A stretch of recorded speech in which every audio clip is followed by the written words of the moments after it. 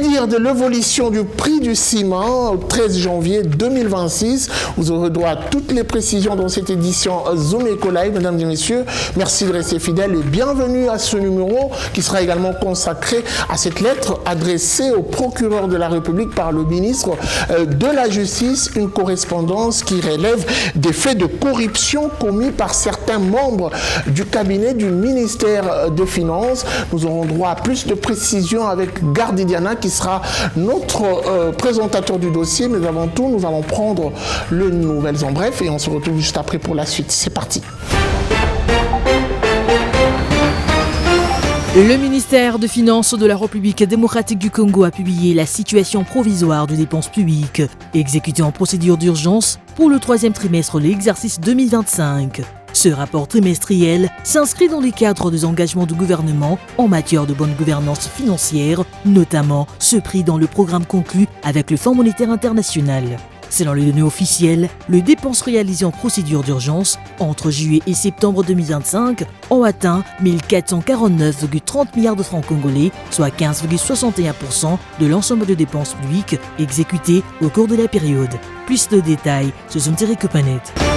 Au segment du haut niveau du Forum Global Sound Utility, la première ministre Judith Suminwa Tuluka a livré le mercredi 14 janvier 2026 une lecture stratégique directe et sans concession de la transition énergétique mondiale. Son message est clair, le Sud global ne peut plus être un simple exécutant des agendas climatiques conçus ailleurs. Et au cœur de cette réconfiguration, la République démocratique du Congo s'impose comme un pays solution. Avec plus de 100 000 MW de potentiel en énergie renouvelable, dont les sites stratégiques d'Inga, la RDC dispose d'un levier stratégique capable de redessiner les équilibres régionaux et continentaux. À cela s'ajoutent également de ressources critiques telles que le cobalt, le cuivre, le lithium, devenus l'ossature matérielle de la transition verte mondiale. Plus de détails sur Zoom-Copanet. Le gouvernement congolais est sorti de sa réserve pour livrer ses 4 vérités sur le dossier Pays Services. Dans un communiqué publié le 14 janvier 2026, le ministère des Finances a livré une mise au point détaillée à la suite d'un article d'Africa Intelligence évoquant un contentieux opposant la République démocratique du Congo à la société américaine Pays Services, notamment autour d'une demande de paiement de 20 millions de dollars américains. Plus de détails sur Zoom-Copanet. Le service national s'est déployé au camp Luka pour la deuxième fois en moins d'une semaine. Ce mercredi 14 janvier 2026, le lieutenant-général Jean-Pierre Kassongo Kabouik, commandant de ce service spécialisé de la présidence de la RDC, a procédé à la remise de 500 bancs pupitres produits par des ex-Kuluna à 3 écoles conventionnées catholiques de ces quartiers, notamment les écoles primaires 1 et 7 Kipangui et enfin le lycée technique d'Olendissa. L'objectif de cette campagne de distribution gratuite de bancs pupitres aux écoles, instituts supérieurs et universités publiques constitue à améliorer les conditions d'apprentissage des élèves de ces quartiers pauvres de la commune de Ngadima à Kinshasa. Plus de détails sur Zoom-Copanet. Voilà, de retour sur ce plateau, nous allons prendre la toute première rubrique. Il s'agit des chiffres clés qui nous sont présentés par Judith Tunamaka.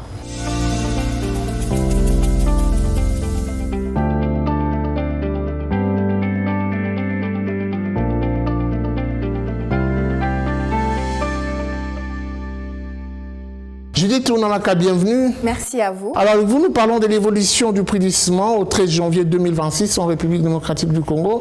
Mais avant tout, j'aimerais qu'on parle de l'évolution du taux d'échange en République démocratique du Congo en prenant d'abord le taux officiel, celui de la Banque centrale du Congo, mais aussi le taux sur le marché parallèle. Qu'est-ce que l'on peut retenir? Concernant la réactualisation du taux de change en RDC, commençons par l'officiel où 1 dollar revient à 2199 francs. Un franc CFA se change à 3,90 centimes et 1 euro s'aliène à 2561 francs congolais. Parlons à présent du marché parallèle. Nous avons pointé particulièrement UPEN et dans ce lieu, 1 dollar revient à 2250 francs. Un franc CFA se change à 3,81 centimes et 1 euro s'aliène à 2300 francs congolais. Alors revenons quand même sur la thématique du jour qui nous parle de cette évolution du prix du sac de ciment. Quel a été ces prix en début du mois de janvier? Voilà, le prix du ciment gris de 50 kg est en hausse progressive depuis plusieurs semaines. En espace d'un mois, ce produit est passé de 21 000 francs congolais à 24 000 francs congolais, soit une augmentation d'environ 14% et il a atteint parfois 25 000 francs dans certains points de vente de la République démocratique du Congo, notamment à Kinshasa et comparativement au mois de décembre 2025, alors que le taux de change se situe à hauteur de 22 000 francs congolais, le sac de ciment se négocie à 21 000 francs congolais et cette hausse est principalement due aux fluctuations du taux de change observé sur le marché parallèle. À vous entendre parler, Judith Unamaka, ça sera ma dernière question. On constate quand même une hausse des prix lorsque vous présentez les différents tableaux. Qu'est-ce qui justifie cela? À propos des causes principales du prix du sac de ciment, ils sont notamment liés au taux de change qui est passé de 22 000 francs congolais à près de 24 000 francs congolais sur le marché parallèle. Et en début d'année, les prix de ciment ont tendance à augmenter car plusieurs producteurs et opérateurs du secteur partent souvent en vacances. Et on va avoir plus de détails sur la situation du taux de change actuel. Voilà, la Banque centrale du Congo a poursuivi avec sa série d'injections de 50 millions de dollars américains dans les banques commerciales afin de stabiliser le franc congolais en RDC. Et elle justifie cette intervention par la nécessité notamment de répondre aux tensions saisonnières souvent observées après la période des fêtes, notamment cette période de fêtes dont nous venons de passer. Merci beaucoup à vous pour ces précisions. C'était un plaisir. Que comprendre de cette impasse qui règne entre le ministère des Finances et celui de la Justice? Nous avons pensé interroger Gardy Diana qui nous présente les dossiers. Il sera avec nous tout de suite après ceci.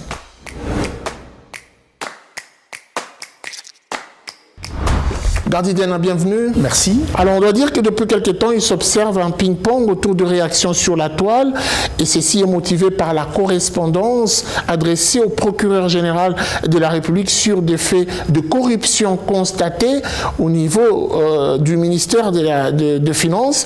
On parle ici de certains membres du cabinet du ministère de Finances. Alors, nous avons la chance de vous avoir. Vous avez décrypté le dossier. Qu'est-ce qui se passe exactement à ce sujet? Alors, il s'agit de la correspondance du ministre de la Justice qui a saisi le procureur général près la République au sujet des émoluments des avocats de la République constitués lors du procès de l'ancien chef de l'État Joseph Kabila. Alors, en croire la correspondance du ministre de la Justice, il y aurait quelques éléments de preuve qui alléguerait de faits de corruption de la part de certains membres du cabinet dont le nom sont cités dans cette correspondance-là. Et donc, à ces sujets-là, c'est donc le dossier qui a défrayé la chronique, comme vous venez de le dire. Et pour le ministre de la Justice, il s'agirait bien de tentatives de corruption parce que ces derniers auraient exigé 15% avant de pouvoir libérer l'ordre, les DTO de ce paiement. Cependant, du côté du ministère de Finances, voulais-je dire, ces allégations sont fausses dans la mesure où, si jamais il y aurait ces genres de faits de corruption, au niveau en interne, on aurait suffisamment eu vent de ça, et parce que ça ne sera pas la première fois, les quelques éléments qui ont fait preuve d'incohérence au niveau du service ont été sévèrement sanctionnés. Mais en attendant, les deux ministères continuent à ne voir ou assister au débat qu'au niveau de la place publique, dans le fait que le dossier au niveau de l'instruction et que la justice doit maintenant faire son travail. Et donc, en gros, voilà la problématique de cette affaire qui dérange un peu l'opinion publique en interne, surtout le ministère de Finances dans un contexte aussi tendu, un contexte aussi difficile. Voilà en gros ce qui se passe, mais on pourra voir que la vérité en interne est tout autre du Chungu. Alors, Gardy Diana, je me permets de souligner un mot utilisé par le ministre de la Justice dans sa correspondance adressée au procureur général de la République, corruption. Y a-t-il des indices de corruption constatés dans la démarche, justement, telle que présentée par la correspondance? Vous parlez d'indices de corruption. S'il faut croire à la correspondance ou encore à ce qu'évoque le ministre de la Justice dans sa correspondance, c'est qu'il y aurait des éléments qui ont soutenu justement ces dossiers, cette instruction qu'il aurait donnée au niveau au procureur général. Mais dans le fond, en interne, il y a quelques difficultés qu'il faudra soulever. La première des choses, est-ce qu'on est dans un contexte où l'exercice budgétaire est en passe d'être clôturé? Si ce n'est pas clôturé, parce que la clôture effective interviendra le 31 janvier. Ici, même s'il faut reconnaître que dans l'écriture comptable, depuis fin décembre, en tout cas, hormis les dépenses urgentes telles que définies, notamment le contexte sécuritaire et quelques cas diplomatiques, aucune dépense de l'État n'est effectuée normalement. Je crois que ça, le ministre de la Justice était en droit de le savoir. Le deuxième élément de fait, c'est qu'on parle d'indice de corruption, mais il faut savoir qu'aujourd'hui, avec la digitalisation de services de l'État, au niveau du ministère des Finances, la chaîne des dépenses est suivi avec des indicateurs précis. Je crois qu'à ces niveaux-là, même en tant que ministre de la Justice, il a accès justement au logiciel mis en place par le gouvernement central pour pouvoir suivre à quel niveau se situe le dossier.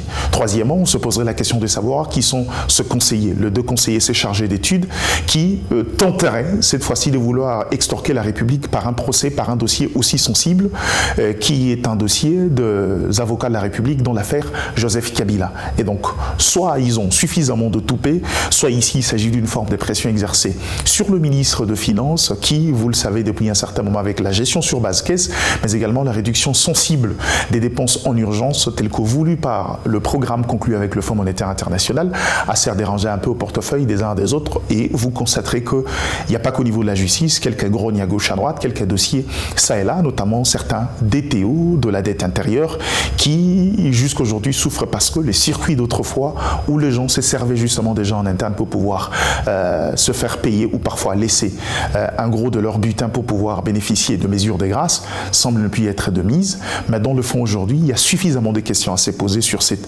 initiative, et encore que dans la mesure où le ministre de la Justice a suffisamment des espaces de cadre d'échange pour pouvoir discuter de manière directe avec son collègue de finances du reste, qui est d'ailleurs un peu plus en deçà de lui, qui a une certaine ascendance hiérarchique. Donc jusqu'à preuve du contraire, difficile de pouvoir le dire, ce qui fait qu'aujourd'hui, puisque l'affaire est encore à la phase d'instruction, on va attendre jusqu'au bout, ces gens sont encore présumés innocents, on attendra que la lumière soit faite au niveau du procureur général dans cette affaire qui semble révéler une tension de la part du ministère de la Justice vis-à-vis du ministère de Finances. Alors Gardidiana, il s'agit d'une affaire qui oppose 2 ministères qui sont membres d'un gouvernement, alors ça paraît quand même ambigu. Est-ce que la question a été remontée au niveau de la primature auprès du chef du gouvernement, par exemple, pour trouver un juste milieu? En croire les informations en interne, la primature serait au courant parce qu'il n'y a pas que le ministère de la Justice, si vous vous souviendrez. Je parlais ici de l'ensemble de la chaîne des dépenses. Même au niveau de la primature, il existe encore des dépenses jusque-là qui ne rentrent pas dans le cadre de la priorité, qui sont encore en souffrance. Ça, il faut le reconnaître. Il n'y a pas qu'au niveau du ministère de la Justice, il y a certains dossiers dans différents ministères. Raison d'ailleurs pour laquelle vous verrez dans l'ingéniosité du ministère de Finances, le ministre, de commun accord avec les experts du Fonds monétaire international, ont décidé de la décentralisation budgétaire pour l'exercice 2026. C'est-à-dire quelques ministères régaliens, particulièrement les ministères clés, certains, c'est une phase progressive et puis on ira comme ça jusqu'à atteindre le gros de l'exécutif, vont exécuter eux-mêmes leur budget en toute indépendance. C'est vrai que dans ce contexte-là, il y a certains ministères, pour ne citer que l'agriculture, le ministère de l'enseignement primaire et l'éducation nationale, pardon, l'appellation a déjà changé, vont exécuter les budgets eux-mêmes pour réduire et régler justement ce problème-là. Mais dans les cas échéants, dans ce contexte ici, la primature joue également de l'arbitrage, mais la primature est au courant de l'évolution. J'ai parlé d'un logiciel, ça voudrait dire que même au niveau de la coordination à la primature, on sait suivre chaque dossier, surtout un dossier aussi important comme le dossier du paiement des avocats de la République dans l'affaire Joseph Kabila. Et donc je crois encore une fois de plus que la primature le sait, et malheureusement on se pose la question, pourquoi cette forme de précipitation de la part du ministre de la Justice, pourquoi cette forme de cacophonie au sein de l'exécutif alors que le dossier devrait se gérer. Certes, aujourd'hui on parlerait de quelques conseillers qui auraient demandé, selon le ministre de la Justice, il y aurait des preuves, on attendra l'issue justement de l'instruction et verront si généralement l'affaire sera potée au niveau du pénal si jamais il y a des faits infractionnels qui seront dégagés. Mais dans le fond jusqu'à aujourd'hui, je crois que tout a été mis en place et la primature avec l'APM Judith Souminois, il y a une forte coordination dans les actions, notamment dans les décaissements de ressources de la République. Donc on suppose que la primature est là, mais on se poserait la question sur cette forme de précipitation et d'engagement du ministère de la Justice. Gardidiana, pour finir, il y a quand même certaines personnes qui se permettent d'indexer le ministre des Finances. Pensez-vous qu'il a une part de responsabilité dans ce dossier? Quelle est la responsabilité du ministère des Finances? Je crois qu'en des termes simples, c'est lui le ministre. Quand on parle de finances publiques, c'est lui qu'on voit d'abord, au-delà de ses détracteurs. En fait, qu'est-ce que je dis? Au-delà de ses collaborateurs. C'est l'une des raisons d'ailleurs que vous verrez aujourd'hui, on est dans un contexte où c'est celui qui subit subi le plus. Parce qu'avec l'orthodoxie amenée au niveau de la gestion de finances publiques, c'est logique que le système, certains privilégiés, s'attaquent à lui. Et c'est donc dans ce contexte-là, beaucoup considèrent cette affaire. Parce que s'il fallait que chaque ministère puisse porter le dossier, encore faire des allégations de détournement, croyez-moi, je crois que le ministère de Finances serait assailli par la plupart des ministères.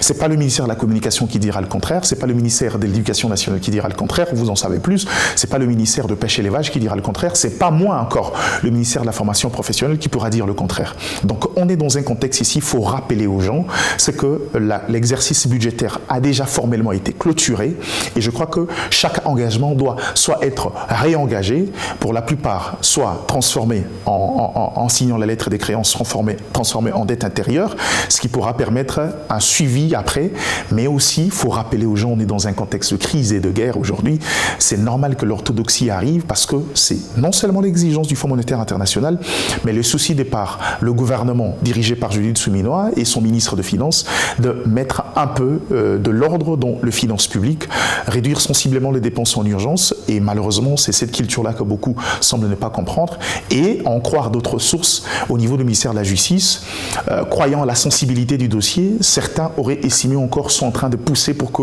le dossier soit traité en urgence, mais malheureusement il y a des lignes déjà définies au niveau du gouvernement, parce que quand c'est pas la question sécuritaire ou question de défense, quand ce ne sont pas des questions diplomatiques, rien ne pourra justifier l'urgence et sinon la chaîne des dépenses et des rigueurs est de mise et je crois que c'est l'un des problèmes qui dérange, mais jusqu'à preuve du contraire et en suivant la correspondante, le ministre de Finances n'a aucune responsabilité dans ça. Si jamais les allégations faites par le ministre de la Justice arrivaient à être confirmées, il y a les coupables qui sont cités sur cette liste-là, mais encore qu'ils sont encore présumés innocents parce qu'au regard de faits, il y a quelques doutes et quelques questions que beaucoup de gens en interne, beaucoup d'observateurs se posent sur la nature même de ce dossier-là et donc rien ne lie le ministre des Finances directement si ce n'est ses responsabilités parce qu'il s'agirait de son cabinet et de certains membres de son cabinet qui auraient entre guillemets commis de forfait en croire le ministre de la Justice, mais encore que à ces dossiers-là, on va rappeler l'opinion qu'il s'agit encore des allégations et que seule une instance judiciaire pourra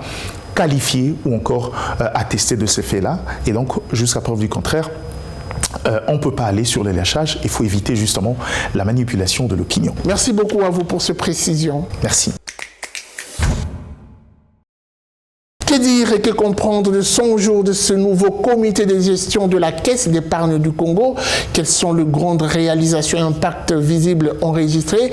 Pour en parler, notre rédaction se rapprochait de cette institution de l'État. Pour en savoir plus, je vous prie de suivre ce condensé qui revient sur les grandes lignes de ce qu'a été leur bilan en 100 jours et on se retrouve juste après. Institution financière publique, forte de près de 75 ans d'existence, la Caisse générale d'épargne du Congo, Cadeco SA, est aujourd'hui la seule banque commerciale de l'État congolais. Présente sur l'ensemble du territoire national, elle joue un rôle stratégique dans la mobilisation de l'épargne, la promotion de l'inclusion financière, la collecte de fonds du trésor public et le soutien à l'économie nationale. Après son installation à la tête de l'institution, le 7 août 2025, sur ordonnance du président de la République, son Excellence Félix-Antoine Tshisekedi Tshilombo, le directeur général Célestin Moukeba Moutouabou a engagé la Cadeco SA dans une dynamique de transformation profonde. Nous sommes ensemble. Nous allons travailler main dans la main pour la relève de notre grande institution que tout le monde attend. Une réforme conduite avec méthode. Fondée sur un diagnostic interne rigoureux, la réorganisation des services et la modernisation de l'outil de travail. Dans un contexte d'urgence, la priorité a été donnée à la digitalisation des opérations, levier essentiel pour restaurer la crédibilité de la banque, sécuriser les ressources publiques et renforcer la bancarisation des populations. Dès les premières semaines, une approche de terrain a été privilégiée. Des descentes opérationnelles dans les services et aux guichets ont permis d'identifier les priorités et d'engager une transition progressive vers des standards modernes. Il y a des choses qu'on peut vraiment très vite régler. J'ai trouvé un personnel motivé, déterminé, mais qui a besoin d'être encadré, besoin de plusieurs formations. La modernisation technologique constitue les piliers centraux de cette dynamique. Le déploiement de l'Internet Starlink est en cours à Kinshasa et dans plusieurs provinces stratégiques, Une centaine d'ordinateurs ont été acquis et un nouveau logiciel bancaire intégré est en phase d'installation. Le niveau de préparation à la digitalisation est aujourd'hui estimé à près de 90%, ouvrant la voie à l'intégration prochaine de la Cadeco SA à la Chambre de compensation de la Banque centrale du Congo, étape majeure pour l'optimisation des flux financiers, notamment ceux du Trésor public. Vous savez, la Banque centrale, c'est la banque de l'État congolais et elle se doit d'encourager toutes les institutions, mais avoir un œil particulier sur une institution publique et la Cadeco qui a besoin de l'accompagnement de la Banque centrale. Parallèlement, un accent particulier a été mis sur le capital humain et la gouvernance. Un dialogue constructif avec le personnel et l'intersyndical a permis d'instaurer un climat de confiance favorable aux réformes. Plus de 150 agents ont été formés aux outils informatiques de base. Nous avons commencé par le Microsoft Word et nous avons basculé sur Excel, là où il y a le monde des calculs. La Cadeco est là longtemps travaillé sans être informatisée. Nous sommes dans la dynamique de renforcement de compétences de nos agents. Les archives sont progressivement numérisées et les compétences renforcées grâce à des partenariats académiques, notamment avec l'Université protestante au Congo.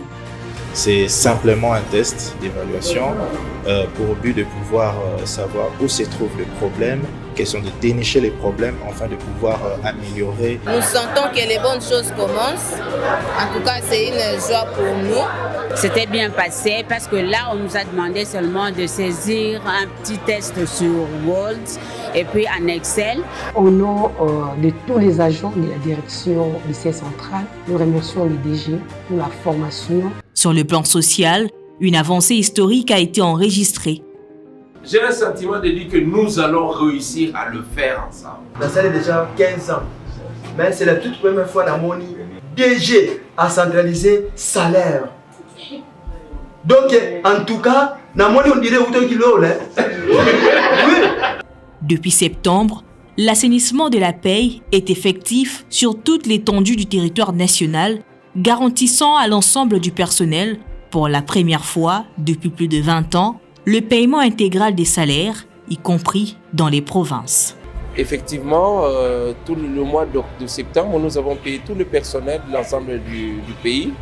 Même pour les agences en difficulté, on a estimé que c'était important que chaque personne qui travaille doit avoir un salaire. Parce que depuis la nuit des temps, nous n'avions jamais vu un directeur général payer les agents de la Cadeco sur toute l'étendue du territoire national. Il est le seul et l'unique. Pour nous, la Cadeco, nous les considérons comme un Moïse. Là,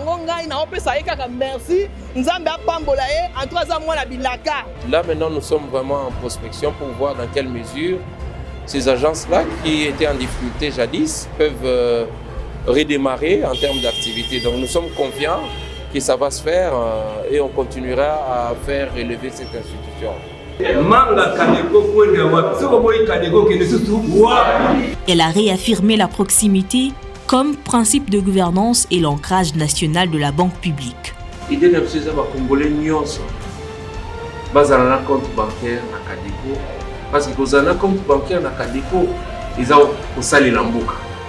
À cette occasion, plusieurs agences situées dans des zones frontalières où la Cadeco SA constitue la seule présence bancaire ont été visitées, illustrant concrètement la vocation des services publics de l'institution et son engagement en faveur de l'inclusion financière dans les zones les plus enclavées. C'en est fini pour aujourd'hui. Merci de nous avoir suivis et la suite c'est sans doute au prochain numéro avec le même plaisir. Vivez heureux, vivez sans temps. Au revoir et à très vite.